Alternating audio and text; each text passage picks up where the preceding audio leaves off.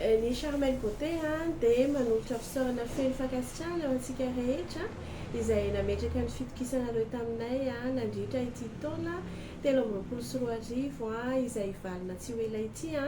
na ho anareo izay mikarakara izany na ho anareo izay mianatra dia mirary soa anareo samy ho tratry ny taom-baovao isika rehetrarehetra dia ny Charmel Beauté ihany koa dia mampanantena zavatra mahafinaritra ho anareo ary miezaka mitady ny tsaratsara kokoa foana ho atolotra ho anareo mpanjifa. Mirary fety sambatra ho an'ny tsirairay isan-tokantrano dia mahatsiaro manokana andreo olona izay ao anaty fahasahiranana na sy fahasalamana dia mirary fety sambatra ho azy ireny ihany koa dia samy ho tratry ny taom-baovao 2024 isika rehetrarehetra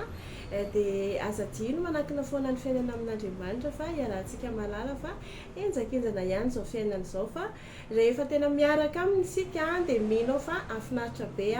ary zavatra tsara be indray no hitselantsika ao anatin'izay taona vaovao 2024 izay.